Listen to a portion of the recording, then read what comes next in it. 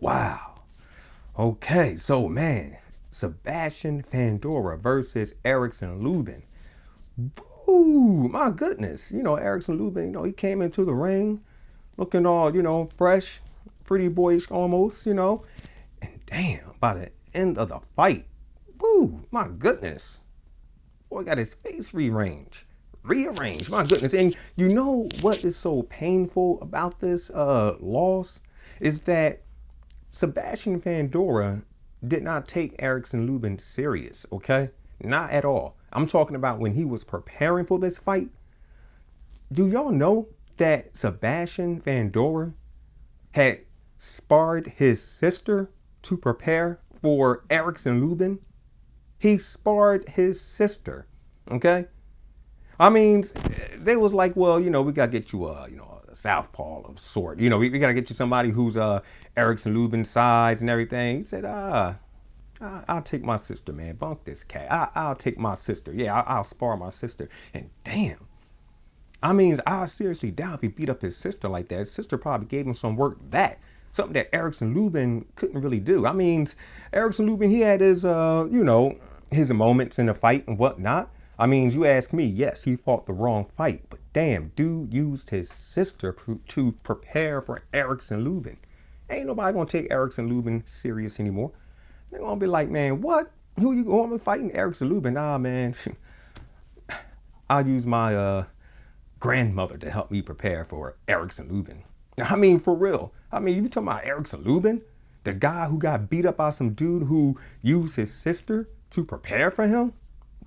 He a joke. This is what people gonna be saying. This is gonna be the new meme, the new saying. My goodness, anybody who moves up to 154, I bet you Erickson Lubin will be the first one they face. I'm like, yeah, man, give me that guy who got beat up by that dude who used his sister to prepare for Erickson Lubin.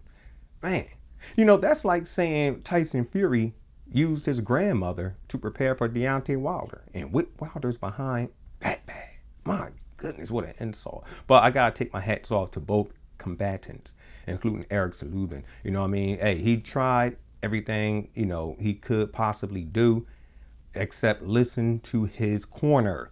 Okay?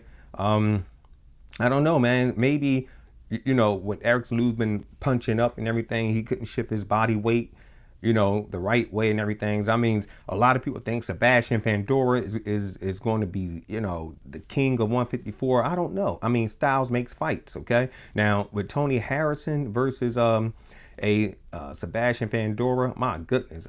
Tony Harrison being his height at 6'1", long and rangy. He could use that jab. He has some pretty good boxing skills. Tony Harrison, way better than Erickson Lubin. I understand that Tony Harrison, he tires out. But hey, that's what happens when you're that slick. Okay, you do a lot of moving, bob and weaving, using your feet a lot and taking punches. Hey, it'll slow you down, in the long run. But I'm pretty sure, Tony Harrison would know how to work with, Sebastian Fundora. He'll do the things that Erickson Lubin was supposed to do. When he get tired, he'll clinch up and everything. He'll know how to stay out of the way and everything. A lot of people thinks that Tony Harrison will get knocked out. Yeah, he's kind of chinny and everything. That's his only downfall.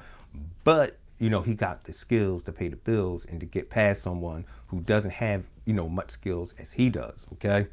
So, yeah, I mean, what another great night of boxing. I was, talking about Erickson Lubin. I was hoping that, he would have stayed to the body more. Okay. I understand that, Fundora was, doing the uppercuts and whatnot, but that was only in the inside, yo. I mean, Erickson Lubin, man, he was doing pretty good with, throwing the jab to the body, threw the cross to the body. He should have worked that, worked his body, I don't know, like 4 or 5 rounds. He should have looked at, what's my man, Hearns, the Hearns fight. Oh my gosh, man, versus Marvelous Hagler. Hagler was working, Tommy Hearns' body and whatnot.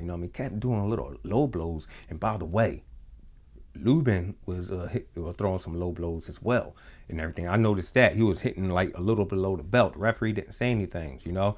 But look, I knew that the fight was over when he got knocked down. I said, man, Erickson Lubin is not going to win this fight. And I was hoping that the ref would have stopped the fight. And this is in the same round when Erickson Lubin dropped Fundora. Okay.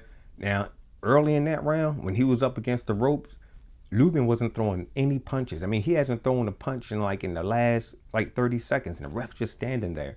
Like, man, like, what is this guy doing? You know, I mean, stop the fight. The boy is done. Okay, he remind me of that referee Cortez. You know what I mean?